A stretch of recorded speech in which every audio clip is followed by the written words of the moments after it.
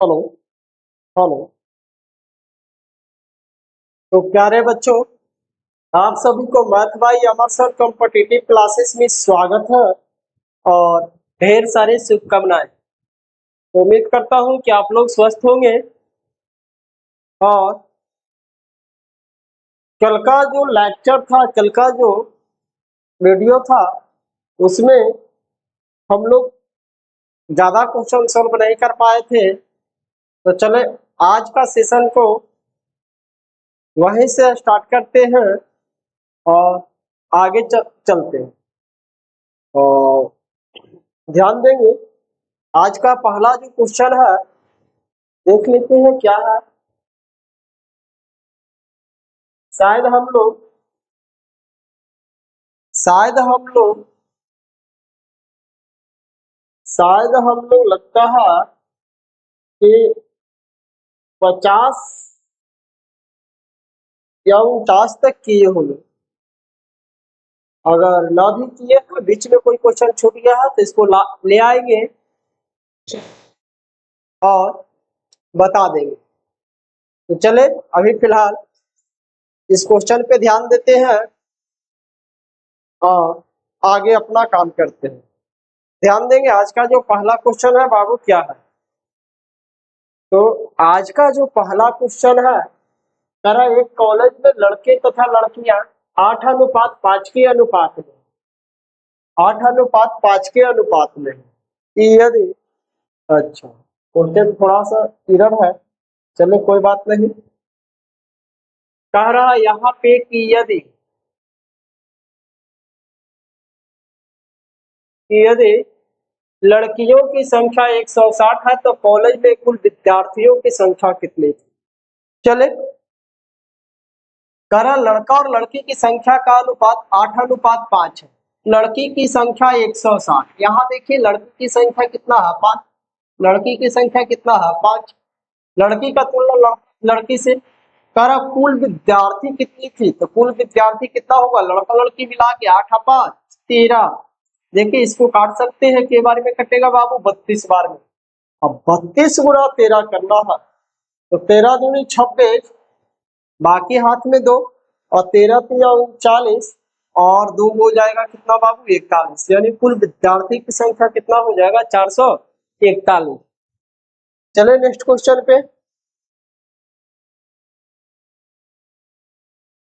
Next question देखिए क्या है।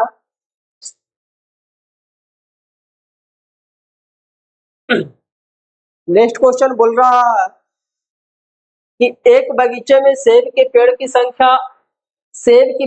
संख्या का आम के पेड़ों की संख्या क्रमशः अनुपात 5:6 है। यदि पेड़ों की कुल संख्या 121 है तो बगीचे में सेब के पेड़ की संख्या कितनी है? देखिए ये भी बहुत आसान सा क्वेश्चन है और चले इसको बनाने का प्रयास करते हैं। कह रहा एक बगीचे में सेब है और आम है। सेब और आम के पेड़ की जो संख्या दिया है 5:6 दिया। कह रहा उस बगीचे में कुल पेड़ों की संख्या 121। मेरे पास कितना हो जाएगा बाबू, 5 11 बोल रहा। तो बताइए कि सेब वाले पेड़ की संख्या कितना है। सेब वाले पेड़ की संख्या कितना है, तो सेब वाले पेड़ की संख्या कितना है, 5। कट जाएगा 11 बार में। 11 गुना 5 करेंगे कितना आएगा बाबू, 55। 11 गुना 5 करेंगे कितना आएगा, 55। तो चले आज का हम लोग दूसरा क्वेश्चन हल किए हैं। चलते हैं नेक्स्ट क्वेश्चन पे। नेक्स्ट क्वेश्चन देखिए क्या है। नेक्स्ट क्वेश्चन भी बहुत प्यारा सा क्वेश्चन है। कह रहा कि एक्स वाई जेड ने 5:3:2 के अनुपात में आम खरीदे। यदि वाई तथा जेड द्वारा खरीदे गए आमों की कुल संख्या 60 है तो एक्स द्वारा खरीदे गए आमों की संख्या बताएं। ध्यान दीजिएगा, कह रहा 3 व्यक्ति है, एक्स वाई जेड, ये खरीद रहा है कितना के अनुपात में, 5:3:2 के अनुपात। अब करा बाई और जेड कुल मिला के 60 वो खरीदा। देखिए बाई और जेड कुल मिला के यहाँ कितना खरीदेगा बाबू, 5। बोल रहा बताइए कि आम, बताइए कि एक्स द्वारा खरीदे गए आमों की संख्या कितना है? 5। 5 कितना है? 5। 5 से 5 खत्म हो जाएगा, कितना हो गया? 7। चले नेक्स्ट पे,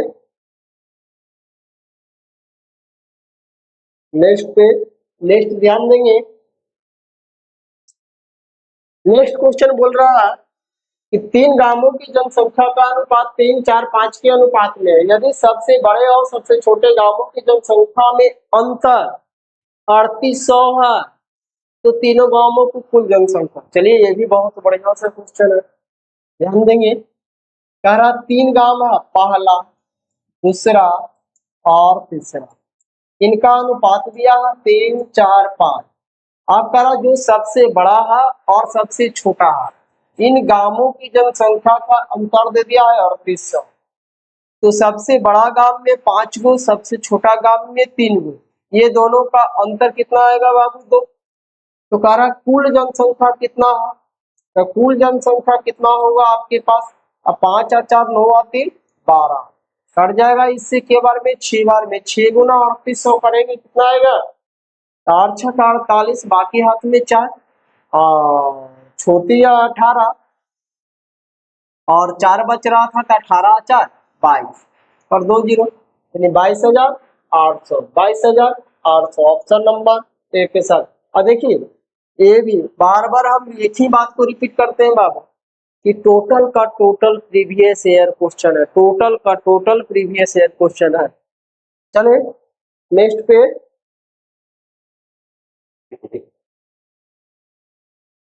चलते हैं। तो नेक्स्ट क्वेश्चन ध्यान देंगे क्या कह रहा। कह रहा 3 कक्षाओं के विद्यार्थियों की संख्या का अनुपात 2:3:5 है। प्रत्येक कक्षा में 40 विद्यार्थी बढ़ा दी जाने पर यह अनुपात 4:5:7 हो जाती है। तो प्रारंभ में कुल विद्यार्थियों की संख्या कितनी? चलिए अच्छी बात। कह रहा पहले 3 कक्षा था, उसमें विद्यार्थी की संख्या का जो अनुपात था कितना था? 2:3:5। बाद में क्या हुआ? जब प्रत्येक कक्षा में 40 विद्यार्थी बढ़ा दिया तब इसका अनुपात कितना हो गया बाबू? 4:5:7। अब यहाँ एक बात और ध्यान दें कि अगर प्रत्येक में 40 बढ़ाया यानी प्रत्येक में समान वृद्धि किया है तो अनुपातिक राशि में भी समान वृद्धि होगा।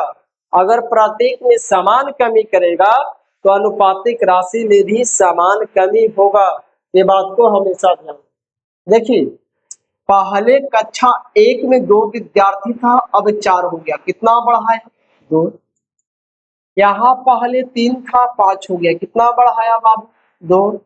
यहाँ पहले 5 था, अब 7 हो गया, कितना बढ़ाया बाबू? 2। ये ना क्वेश्चन में बोल रहा कि प्रत्येक में 40 बढ़ा है, यहाँ पे 2 बढ़ा है। तो बोल रहा प्रारंभ में यानी पहले कुल विद्यार्थी की संख्या कितनी थी? तो देखिए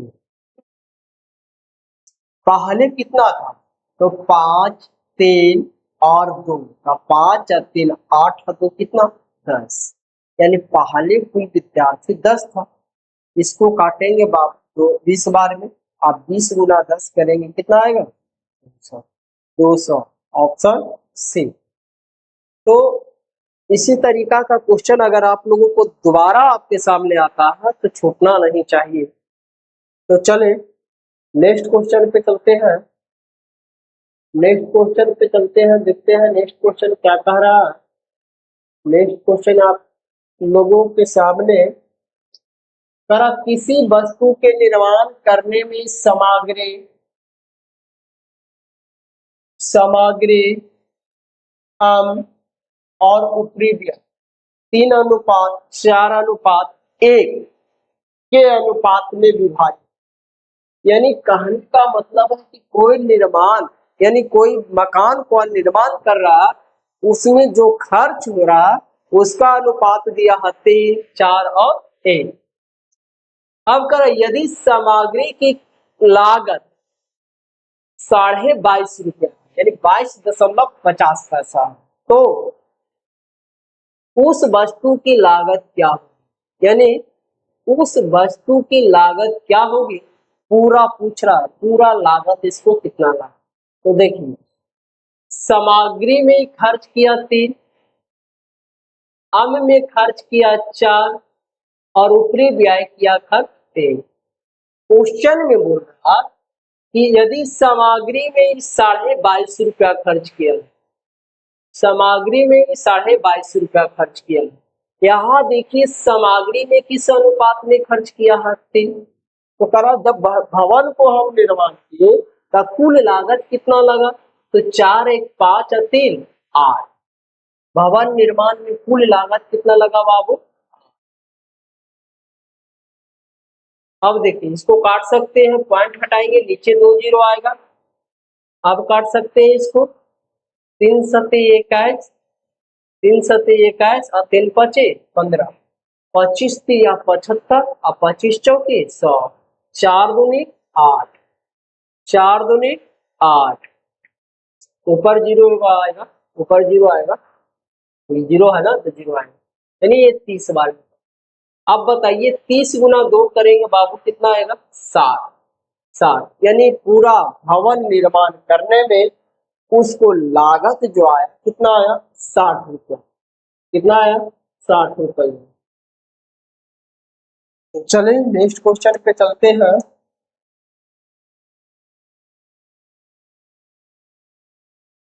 नेक्स्ट क्वेश्चन पे चलते हैं, ध्यान देंगे नेक्स्ट क्वेश्चन क्या कह रहा है। नेक्स्ट क्वेश्चन कह रहा है आप लोगों को सामने बाबू, नेक्स्ट क्वेश्चन क्या है, ये है कह रहा एक मशीन के निर्माण की लागत को सामान, मजदूरी और ऊपरी खर्च में 3:4:1 का अनुपात है। अब कर यदि सामान की कीमत 75 रुपया, देखिए सामान की कीमत 75 रुपया है तो मशीन के निर्माण की लागत ज्ञात करें। यानी जब मशीन पूरा बनकर तैयार हो गया तो उस मशीन में कुल कितना रुपया खर्च हुआ ये पूछ रहा। यानी सेम टू सेम क्वेश्चन है, कुछ अलग नहीं है। तो चले तो थोड़ा इसको बनाने का प्रयास करते हैं। सारा सामान, मजदूरी और ऊपरी व्यय। सामान में देखिए कितना खर्च किया है बाबू, सामान में ये कितना खर्च किया है, सामान में ये खर्च किया है 3, मजदूरी में खर्च किया है 4 और ऊपरी व्यय में खर्च किया है 1। अब कह रहा है क्वेश्चन में कि यदि सामान की कीमत 75 रुपया, सामान की कीमत 75 रुपया, यहाँ देखिए सामान की कीमत कितना है अनुपात में 3।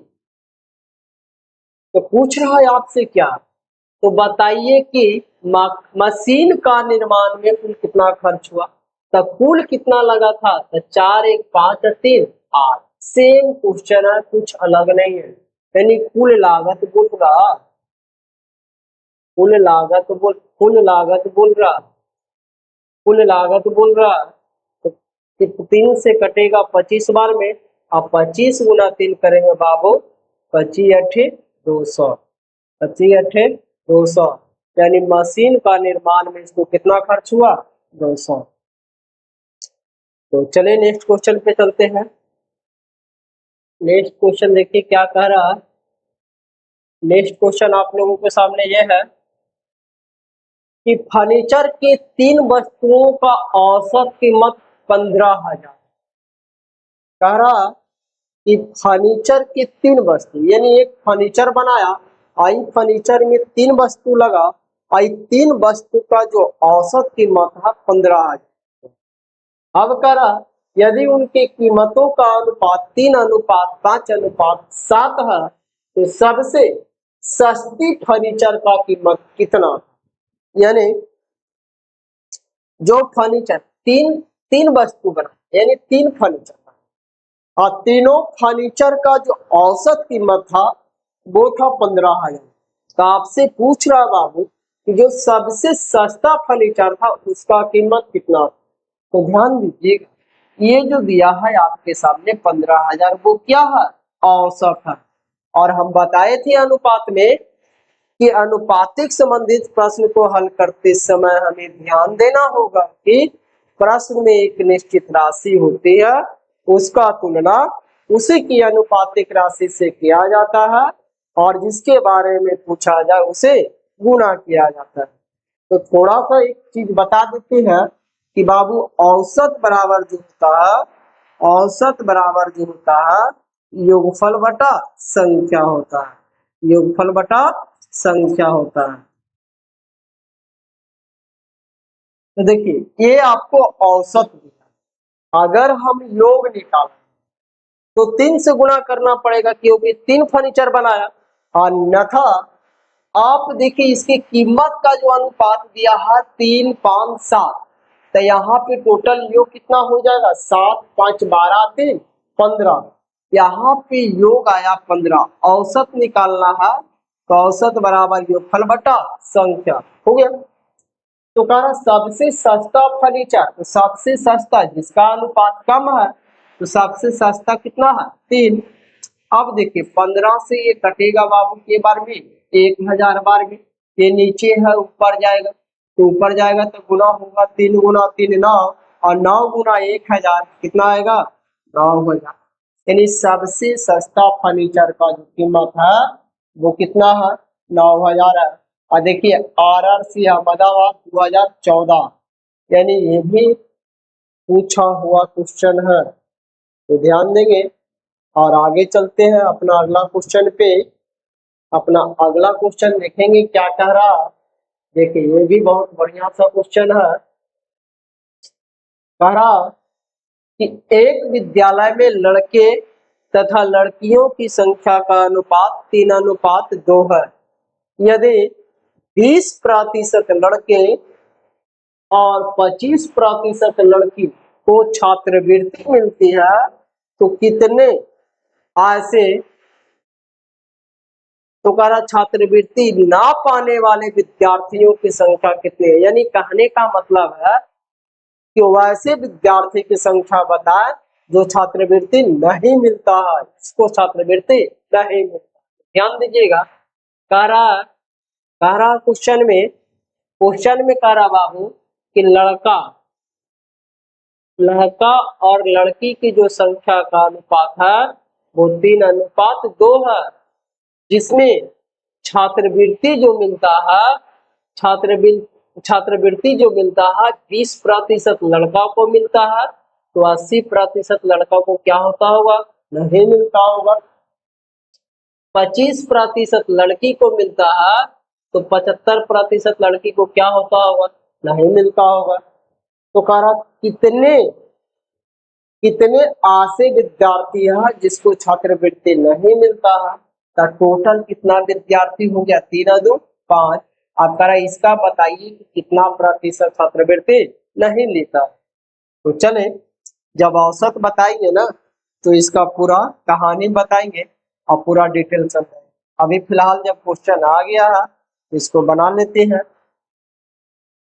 अगर आपको अगर आपको बाएं साइड यानी टोटल निकालना है तो दाएं साइड में हमेशा कम वाला को पकड़ेंगे, दाएं साइड में हमेशा कम वाला को पकड़ेंगे और तुलना करेंगे कि 75 जो है 80 से कितना कम है या फिर 80 जो है 75 से कितना ज्यादा है।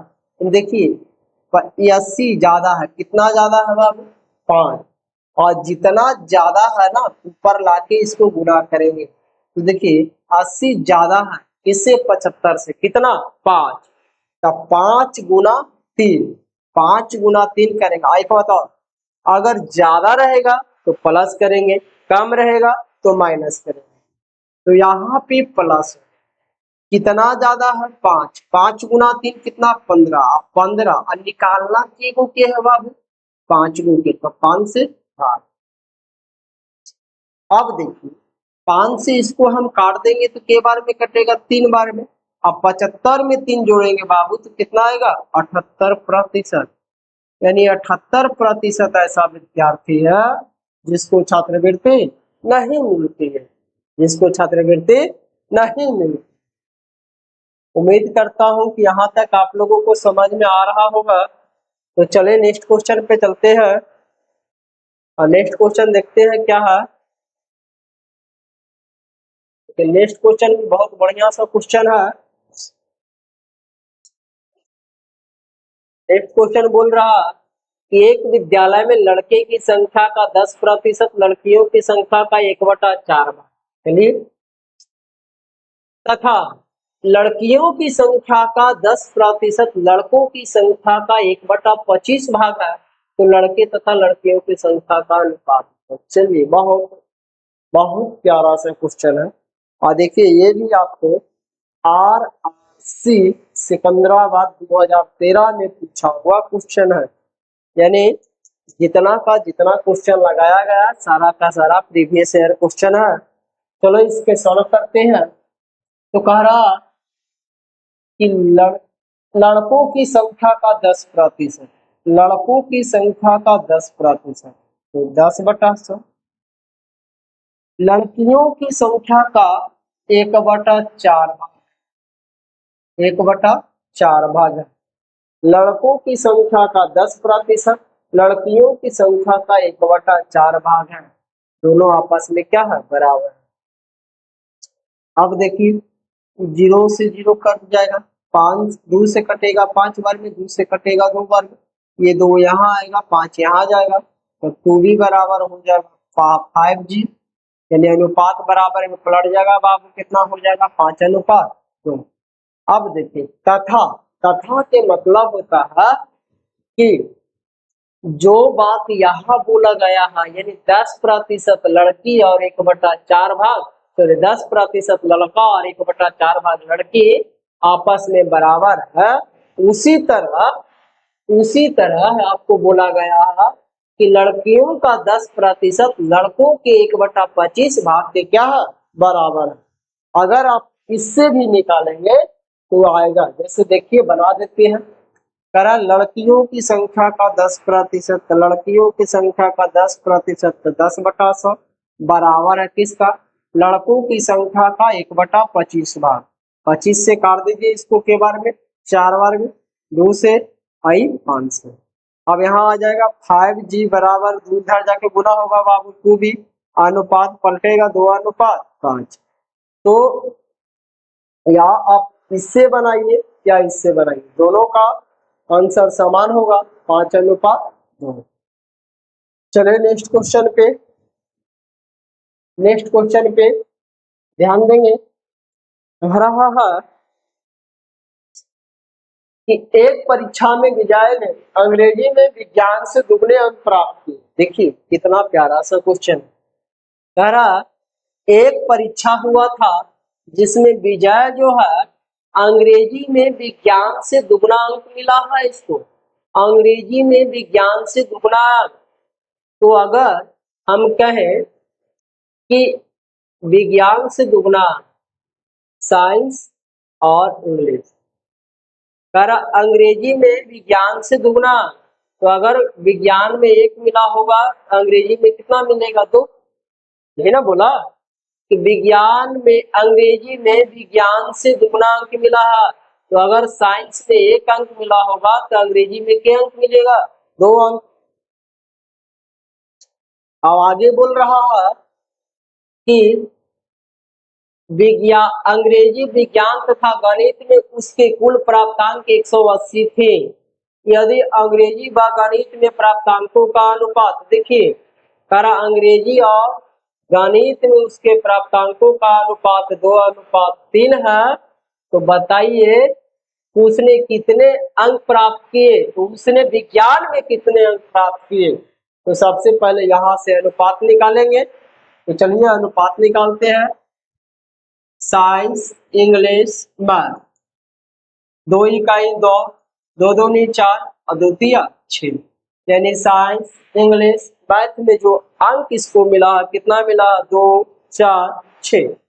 अब आगे क्वेश्चन में बोला है कि इसका कुल प्राप्तांक यानी कुल अंक जो मिला बाबू 180 अंक मिला है। यहाँ मेरे पास कुल मिला देंगे तो 6 और 4 10 और 2 12, यानी तीनों विषय में यहाँ 12 मिला है। पूछ रहा बताइए विज्ञान में इसको कितना मिला है, साइंस में इसको कितना मिला है, कितना मिला है। काट देंगे इससे कितने बार में, 15 12 180 होता है और 15 गुना 2 करेंगे बाबू 30 आएगा। यानी विज्ञान में इसको 30 अंक मिला है, पास परसेंटाइल लाया है ना। विज्ञान में इसको 30 अंक मिला। तो आज का सेशन का ये लास्ट क्वेश्चन था और आज का सेशन यहीं पे समाप्त करते हैं और उम्मीद करते हैं कि आप लोगों को ये सेशन अच्छा लगेगा। और जो इस चैनल पे नए विद्यार्थी हैं तो इस चैनल को सब्सक्राइब कर लेंगे और इस चैनल को ज़्यादा से ज़्यादा शेयर करने का प्रयास करेंगे, ताकि हम कोशिश कर रहे हैं कि अधिकांश बच्चे की मांग है कि सर हिंदी के साथ साथ क्वेश्चन इंग्लिश में भी रहना चाहिए, हिंदी के साथ साथ क्वेश्चन इंग्लिश में भी रहना चाहिए। तो हम ये भी लाने का प्रयास करेंगे। सिर्फ आप लोगों का प्यारा सा छोटा सा एक सपोर्ट चाहिए, ताकि हम भी आप लोगों को बढ़िया से बढ़िया कंटेंट दे सके। और यही बातों के साथ आज का सेशन समाप्त करते हैं। जय हिंद, जय भारत।